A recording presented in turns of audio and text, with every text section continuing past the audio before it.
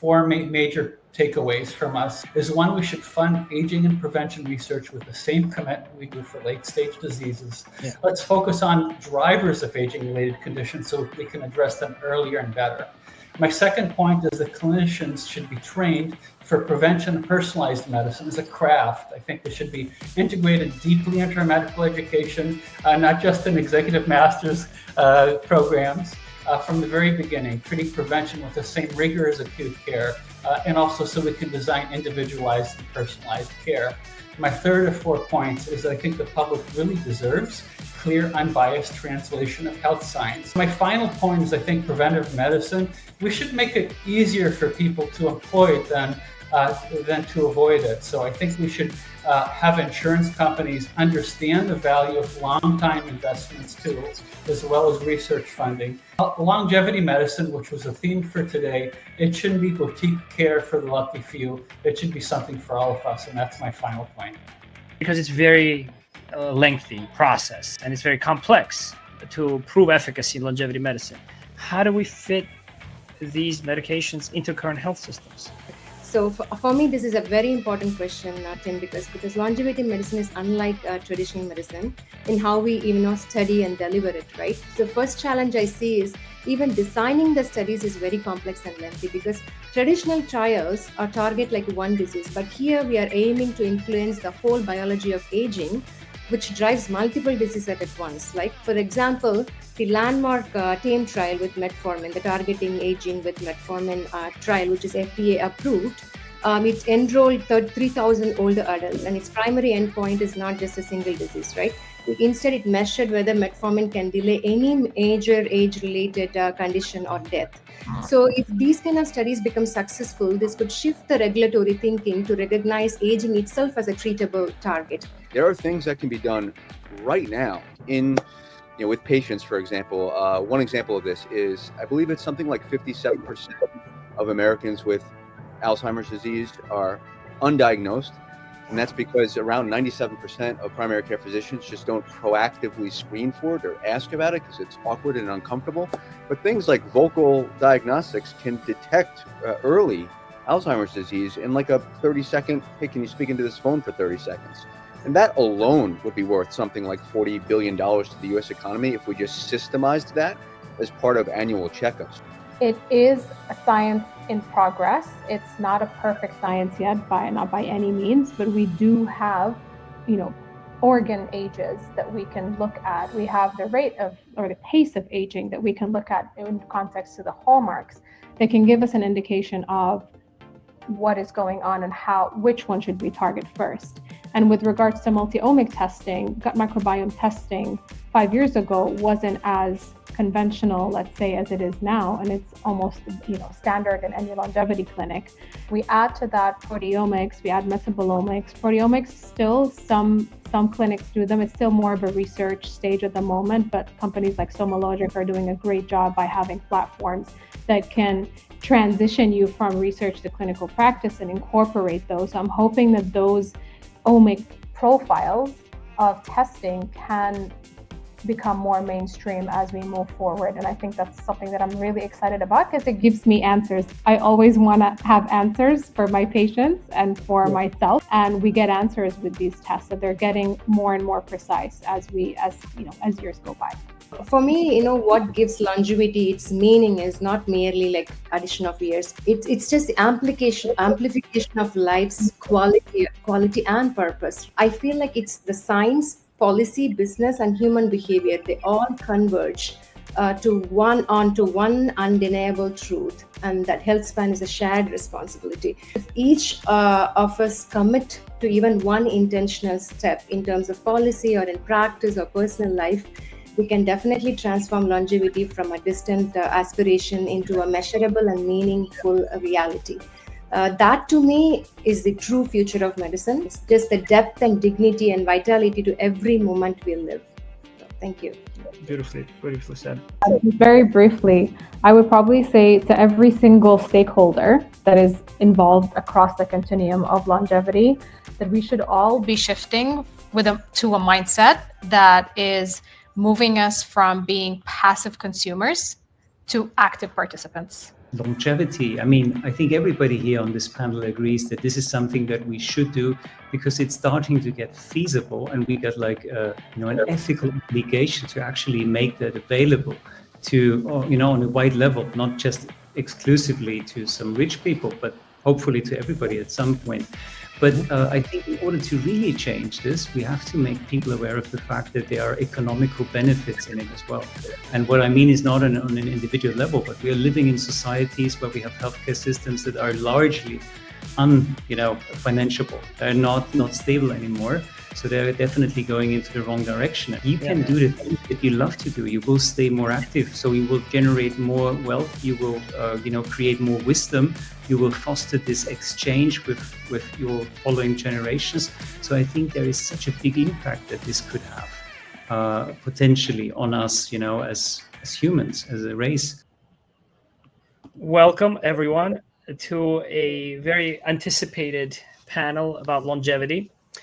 I want to make some opening remarks to frame up this discussion. Life is a gift that we all have, and advancing research in longevity allows us to make sure that we have respect for the value of life, which is so fundamental. When that is present, there is peace, the economy benefits as well. And when we all think about medicine and our hopes for the future of medicine, we usually measure advances by our longevity. So perhaps our longevity could be the metric of success and advances that we are all so excited about, not just managing chronic disease. And so it's also our responsibility and duty as a generation to ensure that there's continuity of life across generations and that we use technology responsibly and increase the life and health span. As those were some of my reflections as I was really excited about this panel of speakers, and I'd like to introduce them.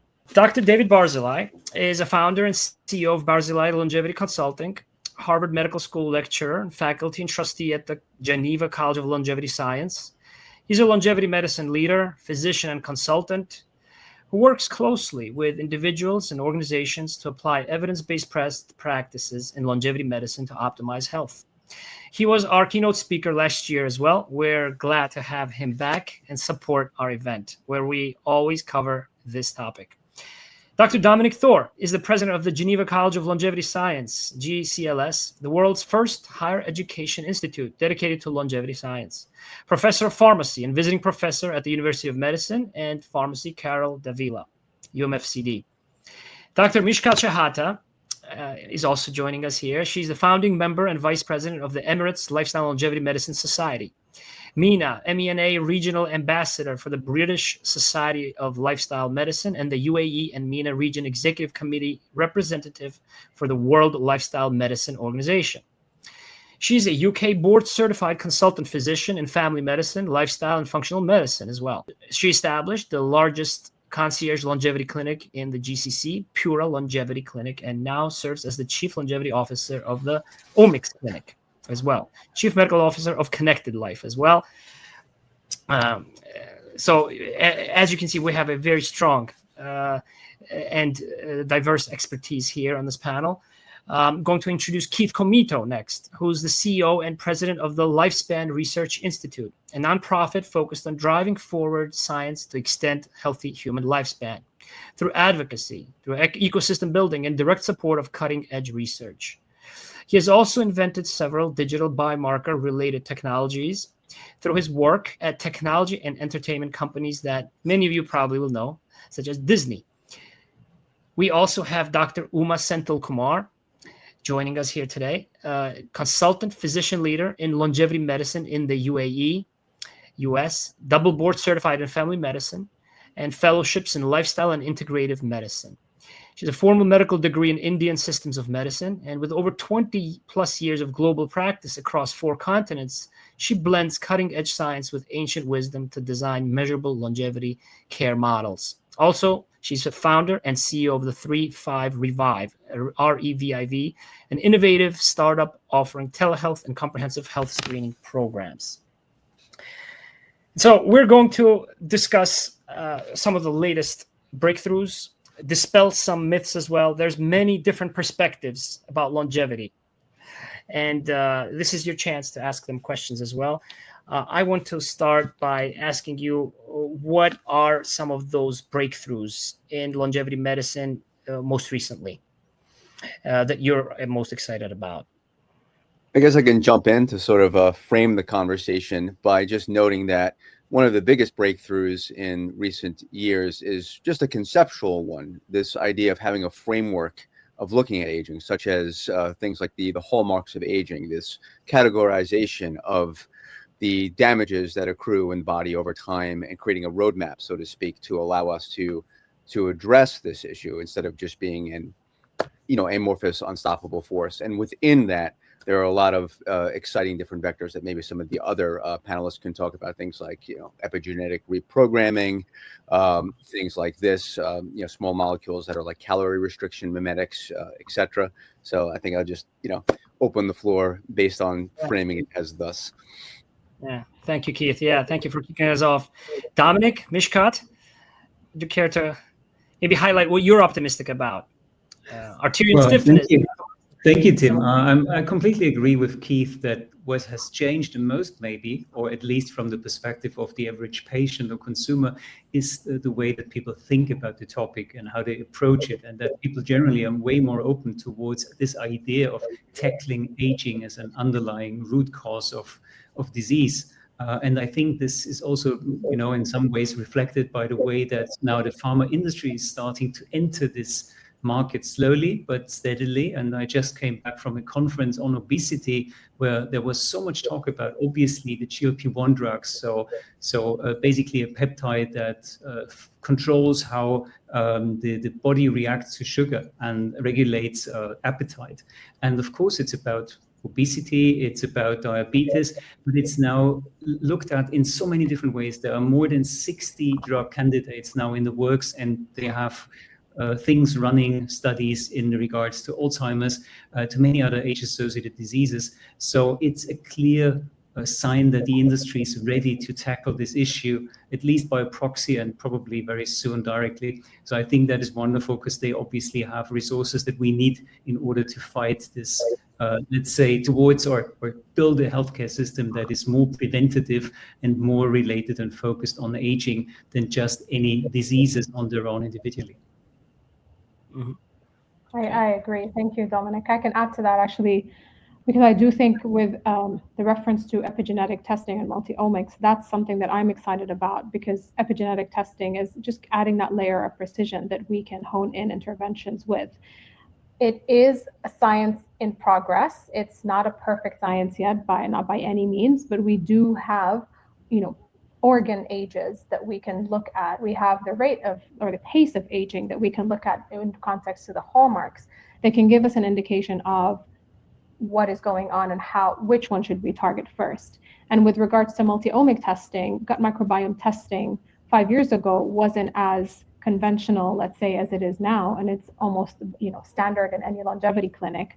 We're adding to that now different types of microbiome tests, like vaginal, like the oral microbiome testing as well. We add to that proteomics, we add metabolomics. Proteomics, still some clinics do them. It's still more of a research stage at the moment, but companies like SomaLogic are doing a great job by having platforms that can transition you from research to clinical practice and incorporate those. I'm hoping that those omic profiles of testing can become more mainstream as we move forward. And I think that's something that I'm really excited about, because it gives me answers. I always want to have answers for my patients and for myself, because I'm a curious learner.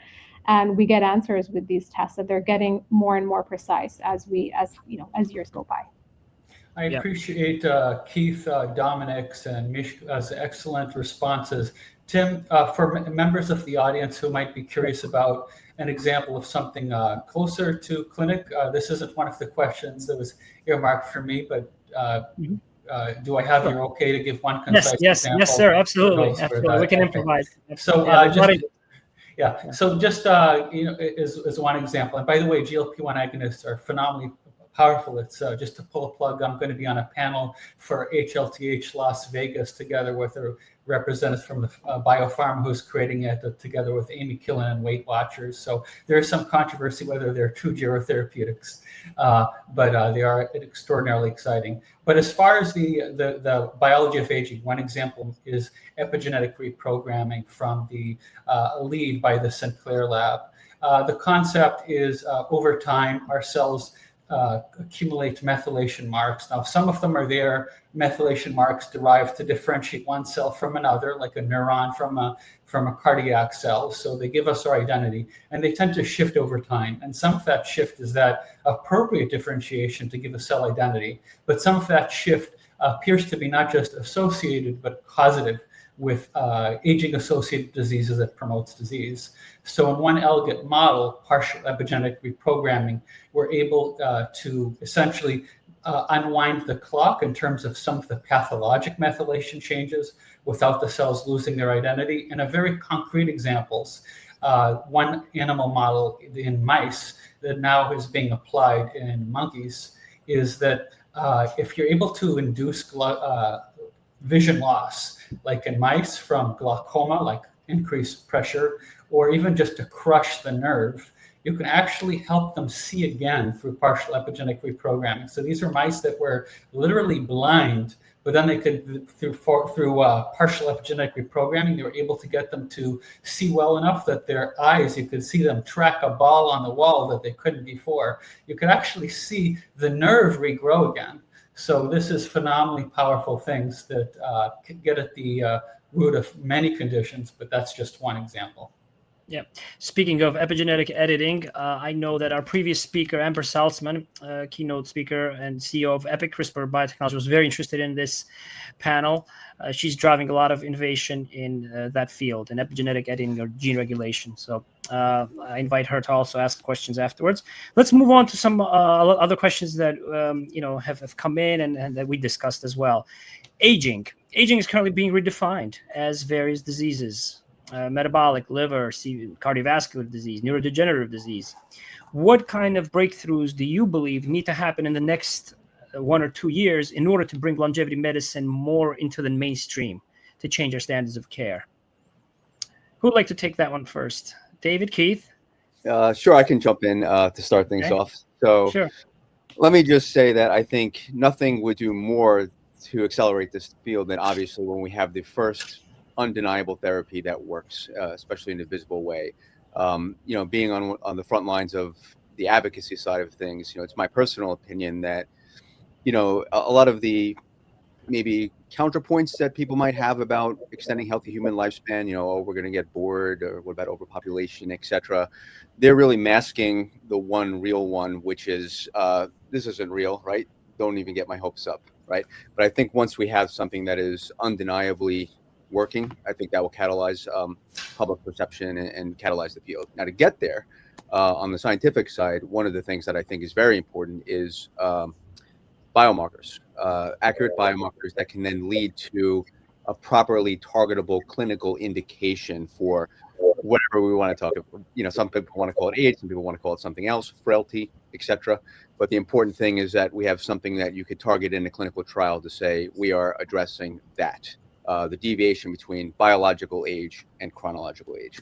And there's a lot of exciting technologies that are evolving around this as well. And, obviously we mentioned epigenetic clocks are one aspect of this. There are blood-based biomarkers. There are functional biomarkers, digital biomarkers based on walking gait and face and voice. And that, I think, also has the ability that if we can really define a composite biomarker that's based on these things that the public can understand and regulators can understand and investors can understand, that can really unlock the floodgates, because you can't change effectively what you can't measure. Yeah, I couldn't agree more with Keith's comment. Keith, that's really spot on. In fact, it's spot on and really touches the heart of what brings us all here today. If we had a biomarker panel that was reliable in the lab, predictive of events, and responsive within months, this could phenomenally shorten trials from decades to just a few years. And now, to the point, once we have one therapeutic I think it's going to start an avalanche of interest because it's a proof of concept moment. But how do we get to that moment? And it's really biomarkers that are going to get us there, because without it, we can't wait decades randomizing people at birth and seeing what they develop decades later. That's never going to be tenable. The one key point for the biomarkers is for actually get the therapeutics. The other is to apply the therapeutics for those of us, and it's lovely being here with my esteemed colleagues of fellow longevity physicians as well as educators, public and school. And we want to, once there are effective therapies, we need to apply them to individuals, and we need to make sure that it's working, right? And I think this is the future of medicine. It's precision medicine where you're able to show it doesn't just work on an average, but it works on the individual. So even more proximal to the biomarkers, which I think is at the crux of it, it's not too early to build in feedback loops in our practices now. So how do we do that? It's a little bit more loose in terms of the biology of aging. It's more like aging-associated conditions, but it's a start. A great example is continuous glucose monitors, right? Like for my patients and clients, you might have a 2-week period of time where you track to see what foods are triggers. You'd be amazed how the same food, like oatmeal, in one person can have one effect and someone else the opposite. So based on seeing those post-meal spikes, you're able to tweak their diet. And there have actually been randomized trials now showing and establishing that a personalized diet works better than even generic Mediterranean diet. Then you retest. Same thing with VO2 max. You get a baseline, you put them on an exercise protocol, and you see what works. So somewhere between the biomarkers and the intermediate, which we should push forward ahead, and where we are right now, it's not too early to be applying this precision medicine approach with the best biomarkers we have available now, so we can improve medicine from this sort of reactive sick care to being proactive, knowing someone's baseline and actually responding in real time to how they're doing now. Yeah, I couldn't agree more. If I can jump in and just very briefly highlight the work that myself and Dominic do in this space. And I think it's great that we have biomarkers, I fully agree, and the interventions that we need to apply. And then the big piece is the education, like what the clinical interpretation of all of these biomarkers and applying it, just adding on to David's comment there, is really key. And that's very close to my heart. Dominic has set up a whole institute based around that, which we happily contribute to. And the Emirates Lifestyle and Longevity Medicine Society, we do the same. We educate physicians. This can be achievable within 1 to 2 years. When you scale up, you add on lifestyle, you add on functional training, you add on precision training. We don't need to know everything, but we need to have a good foundation to make sense of that information and to have a critical mindset to make do. The most important thing I think as well is that there is a need for policy change, and we do that with the society and other organizations. We can come to that. I think there's a question from John Hemming related to the regulatory environment on that, and we have a question related to that as well, and that's really key. Policy changes within 1 to 2 years can really accelerate change in the healthcare space. I'm sorry to jump in because I know we got lots of ground to cover, but I think actually because it's a question to the panel from the audience, that regulatory really is a very important issue here, right? Because even as good as the doctors might be in the space, there's only so much they can do without the support of regulatory officials. And it's currently a situation where, depending on where you work, it's completely different, right? So some of the substances that you might use, they might be considered, a supplement in one country, and it's a drug in another, or it's an off-label chemical.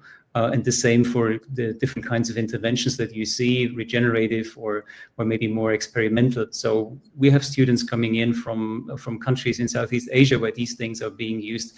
I wouldn't call it excessively, but quite often. And of course, in countries like Switzerland or also Abu Dhabi, to have some example from GCC, of course, the regulatory environment is a bit more conservative.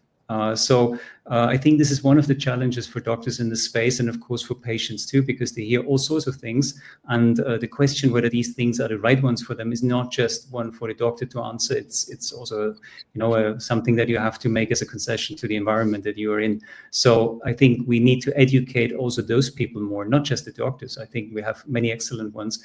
We need to educate decision makers and stakeholders from various industries, pharma of course, and then politicians.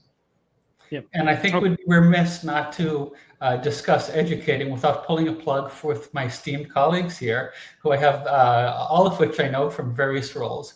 But it's 60% of us have an affiliation with the Geneva College of Longevity Science. I'm not only honored to be a founding faculty, but also on the board of trustees. And something that some individuals who are interested in the policy side may want to consider is through the Executive Master of Science program at GCLS.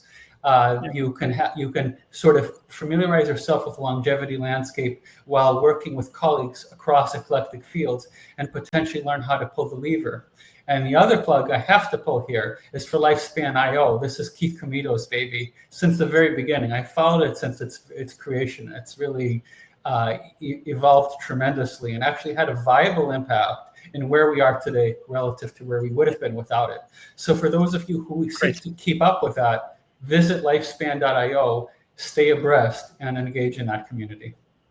Okay, absolutely. So, as you can see, there's a lot of excitement about this panel. We're getting more questions from our audience, and I'll get to them in a little bit. There's one from John as well as Christina Smith, and we'll save them for the last 10 minutes or so. I want to ask you about designing studies, which you alluded to a little bit earlier, right? Because it's very lengthy process and it's very complex to prove efficacy in longevity medicine. How do we fit these medications into current health systems?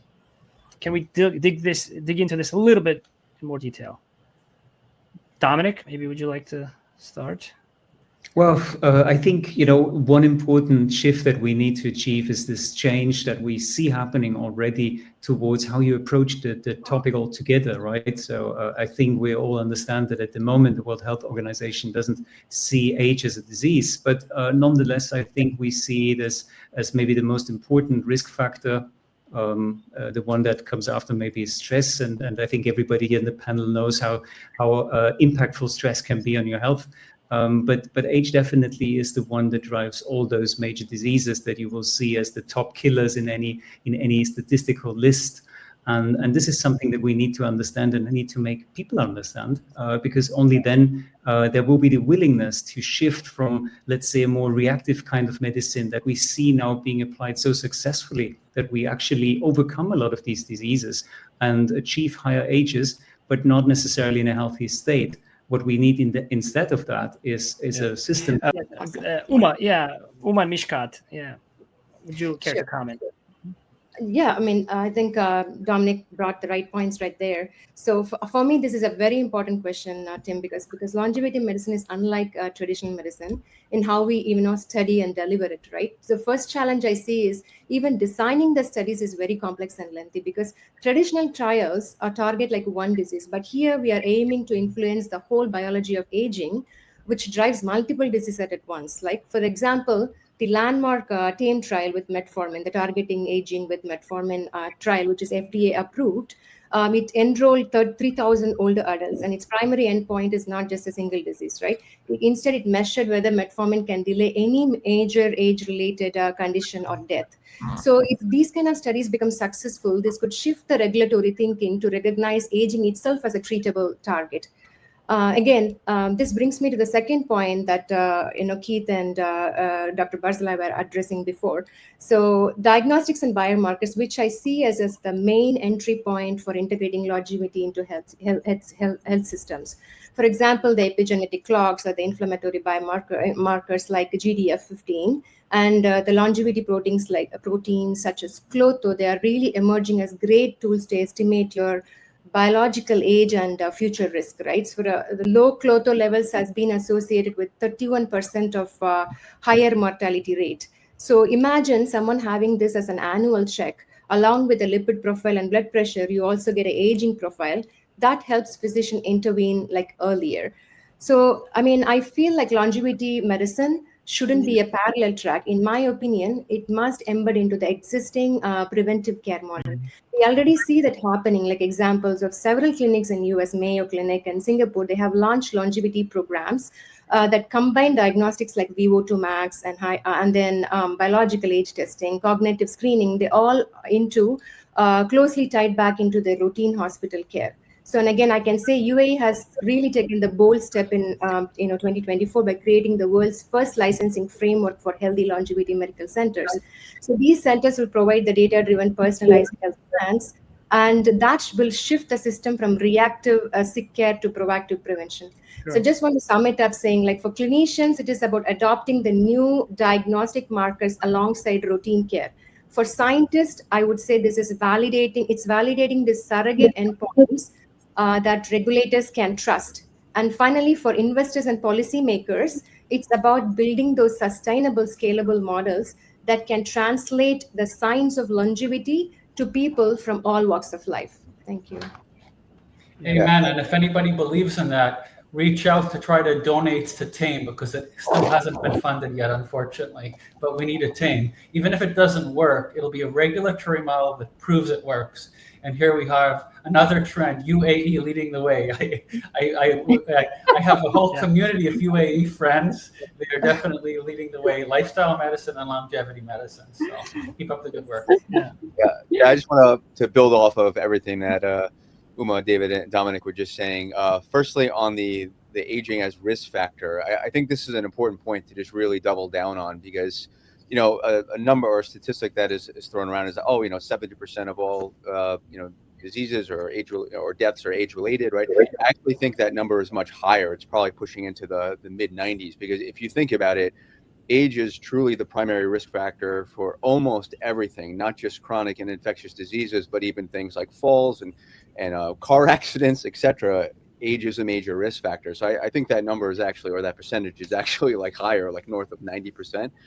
And I think what is also important is, as mentioned, that if we have these clinical indications, this could rapidly decrease the speed or increase the speed of clinical trials. So if you're doing a lifespan study, you don't have to wait 30 years anymore to find out what has happened. You can get an assessment of rate of aging. So I think that will compress the timelines in a profoundly transformative way.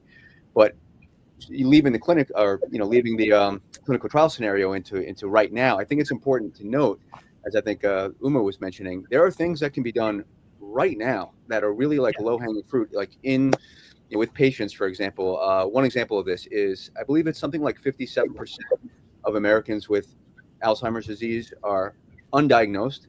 And that's because around 97% of primary care physicians just don't proactively screen for it or ask about it, because it's awkward and uncomfortable. But things like vocal diagnostics can detect early Alzheimer's disease in like a 30-second, hey, can you speak into this phone for 30 seconds? And that alone would be worth something like $40 billion to the US economy if we just systemized that as part of annual checkups. So there's really kind of like low-hanging fruit out there right now that speaks to this issue. That's more of a organization challenge rather than a technical challenge. Right? I think these two themes that you touched upon, Keith, are interconnected. Because we are a reactive system where we generally have, outside of maybe once a year examination, we wait till something happens and then we treat it. That's shown in two ways. One, it's shown by not addressing the underlying biology of aging, which for those who aren't familiar with aging biology, what Keith's really getting at is the geroscience hypothesis. It's this idea that the biology of aging is the underlying behind, more like mid 90s, even COVID disease. Like if we say, oh, well, that's an infection. Well, how many kids do you know who passed away from COVID? So if we get ahead of things, both in terms of the biology of aging, treating that, and also getting ahead of things by proactively screening individuals, including lifestyle medicine, we'd be so much further along than we are now. Amen. Okay. Yeah. So I'm glad Keith mentioned that.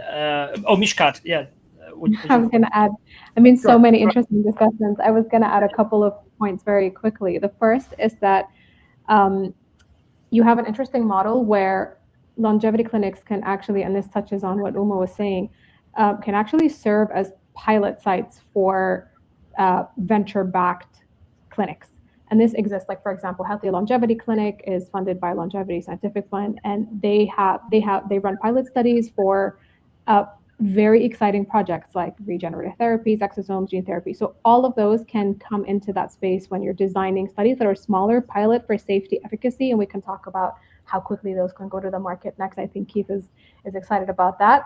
But that's one. Gold standard, obviously, for any study is a randomized control trial, like double-blinded placebo. So, but those take time, and we need to work with what we have and build on that. So, and then eventually you can have systematic reviews that look at all of these different types of studies and give you a good weighted number to say, hey, this actually works, this might not work so much.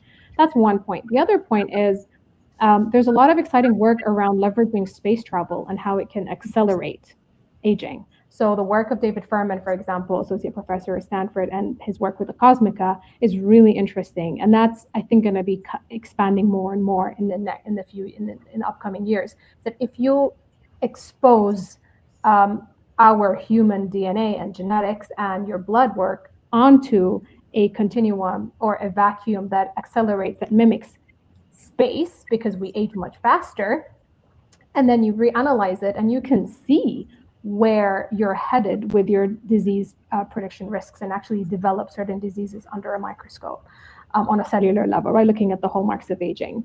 And that's really interesting. And the same, we can also see work of like Giro AI, for example, using quantum to apply that same logic in a different way on blood work, simple biomarkers that you do in your doctor's office, that can give you predictive analytics for up to 2 to 5 years for different diseases. So leveraging those technologies into studies and designing them would be really interesting. All right. So we mentioned different stakeholders, patients, policyholders, right, government. Where can they intersect in order to make sure that, regardless of where they live, they may not be a patient in UAE who has access to such a clinic, for example, or some other patients. How can they express their duty through action in order to make these preventive treatments available to them? What are some steps or some advice you have for patients and some of these other stakeholders to be more active in pursuing such treatments? You're looking, Tim, for like a concise one-liner for each stakeholder? There are a lot of stakeholders. No, I'm open to whatever. Yeah, I'll keep it concise. I'll keep it concise just to keep us going along. So let's compensate it. Let's think about this, right?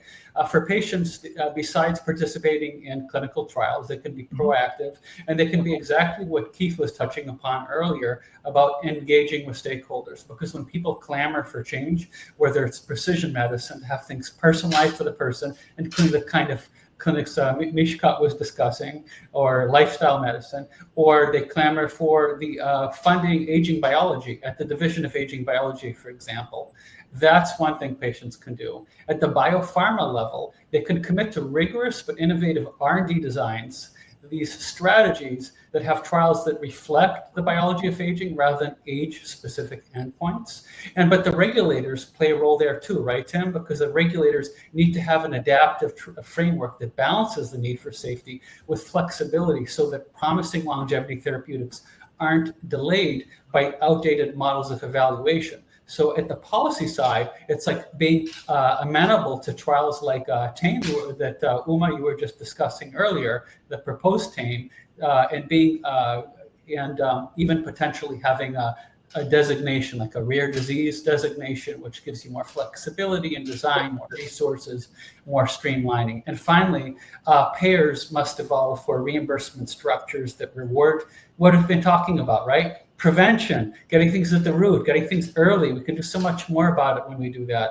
So when we reimburse that, we're better off. So where, Tim, does all of this connect?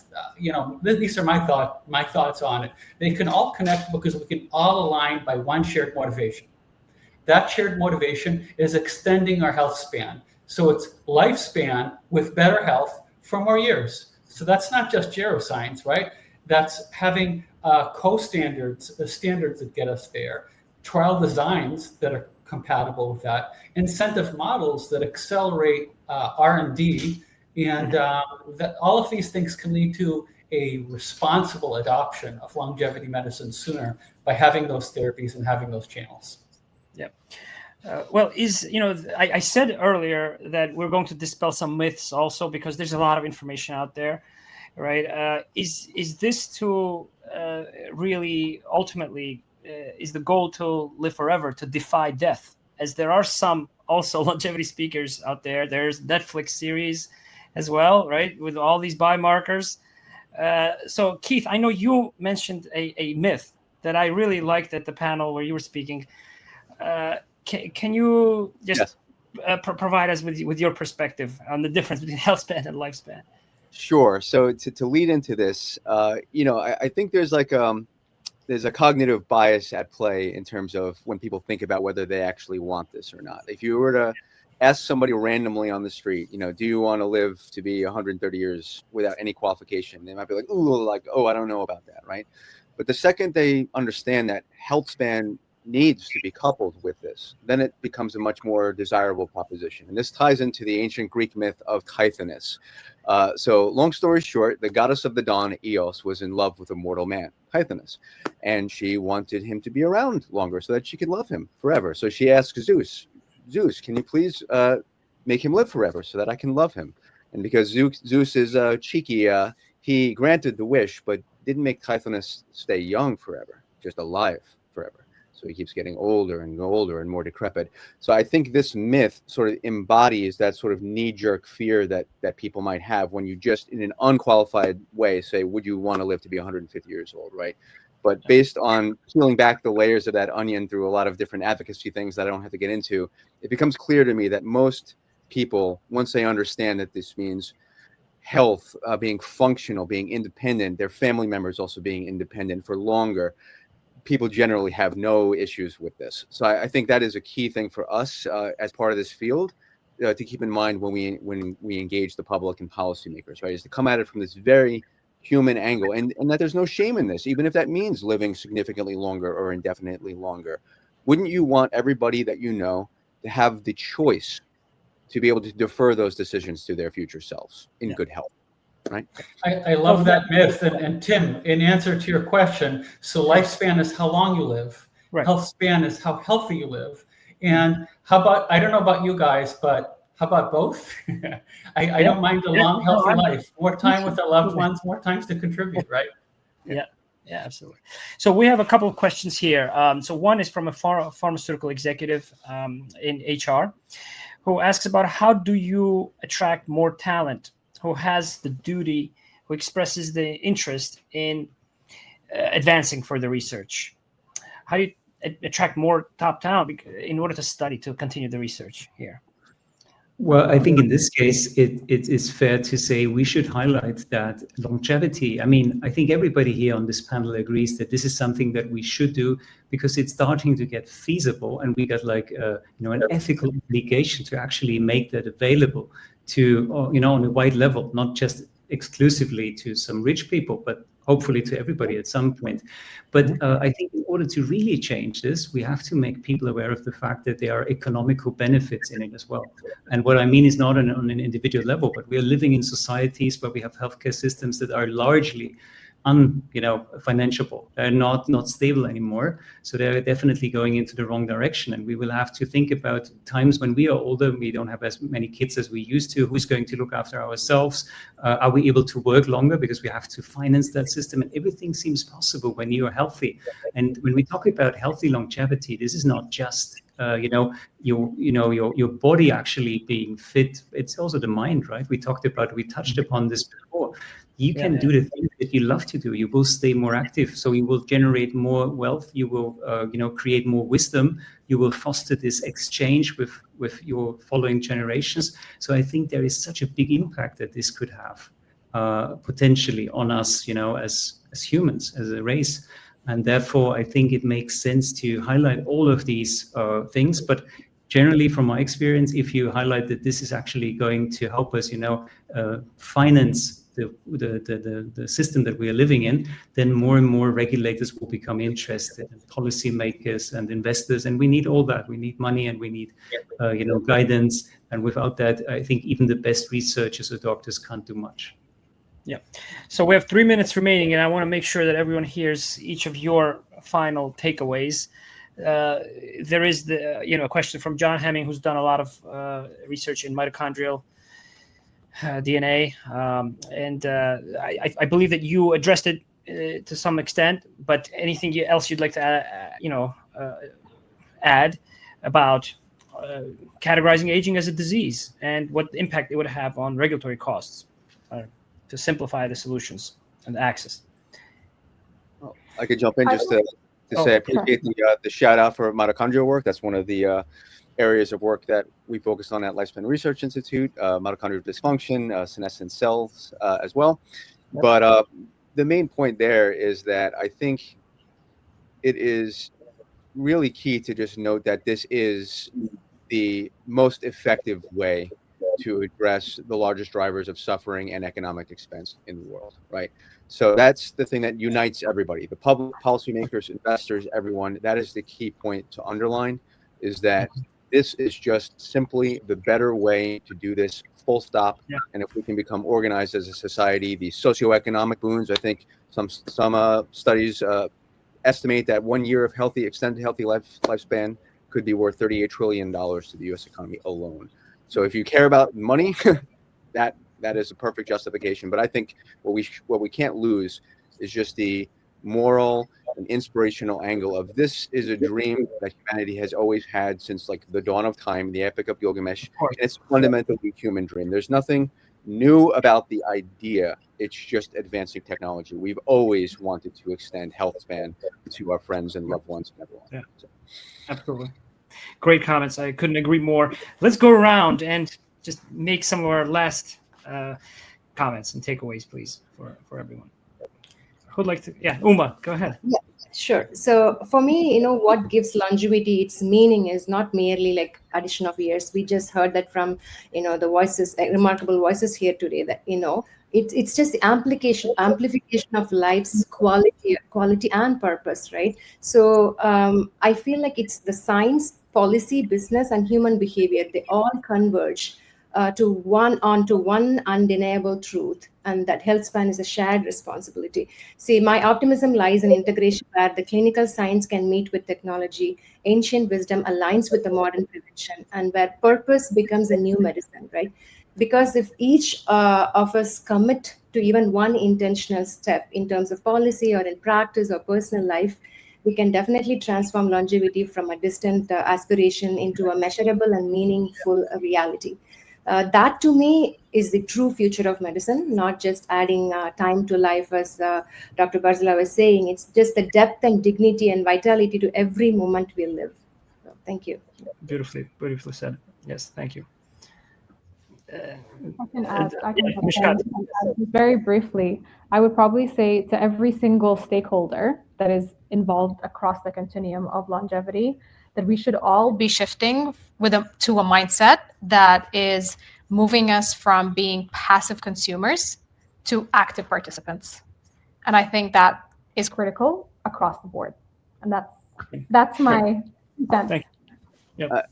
I could pick up the ball from Mishkat there for my final comments of if you want to get involved, by all means, go to lifespan.io, as David generously plugged earlier.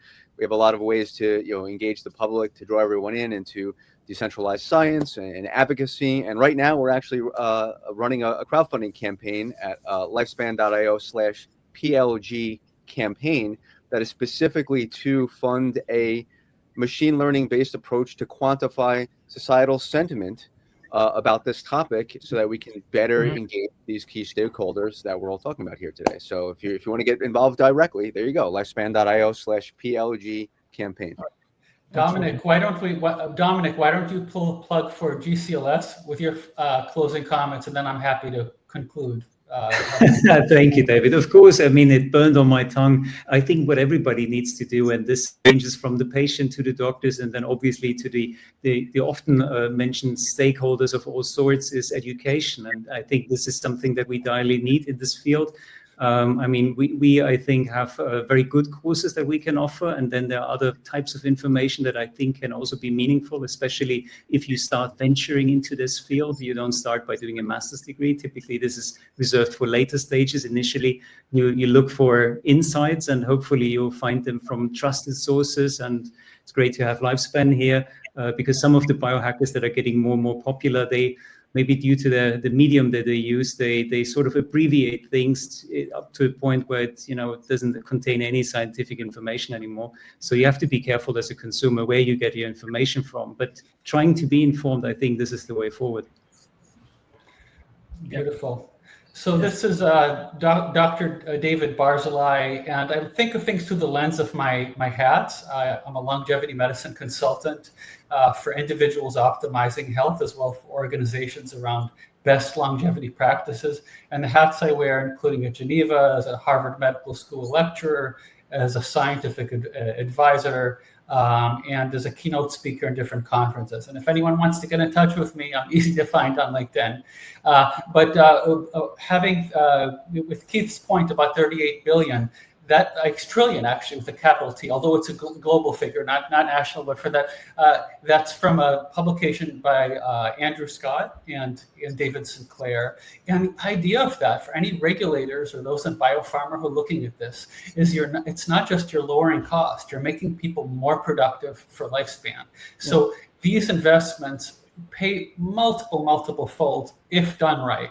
And that's what we're all asking you to do, asking you what role you can play in this. So my thoughts, one of four major takeaways from us and major roles you can take is one, we should fund aging and prevention research with the same commitment we do for late stage diseases. Let's focus on drivers of aging related conditions so we can address them earlier and better.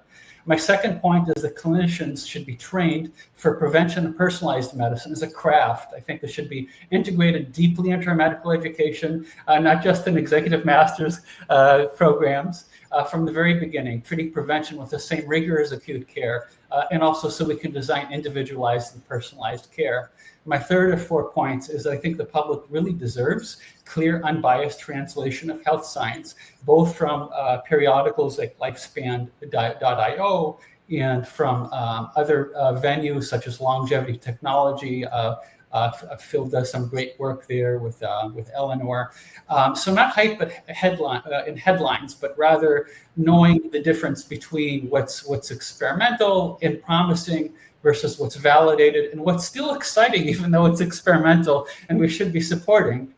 Yes, and teaching people the critical skills for them to study. That's one thing on my ex-Aging Doc One account that puts things out there for people to debate. So my final point is I think preventive medicine, we should make it easier for people to employ it than to avoid it. So I think we should have insurance companies understand the value of long time investments too, as well as research funding, and maybe have on the lifestyle piece, like healthy food prescriptions, be subsidized like medical devices. This should be longevity medicine, which was a theme for today. It shouldn't be boutique care for the lucky few. It should be something for all of us. And that's my final point. Great. Well, thank you very much to all of you for supporting our event, for allowing us to continue to educate on this topic. We invite you to stay. The next panel is at 3:00. Right now, what's holding us from this panel to the next one is actually a competition, a healthcare trivia contest. And I invite all of you to also participate. It actually just kicked off in the Hoover platform. I know I'm going to have many more questions, and the others, I want to invite them to send their questions as well and comments. So thank you, Tim, for having us and being a catalyst for longevity change. This is really an incredible event. Thank you. Thank you very much. It's been wonderful, and I'm honored to have shared the stage with all of you. Thank you. Thank you, everyone. Thank you. Take care. Until next time, guys. Yes, until next time. Absolutely.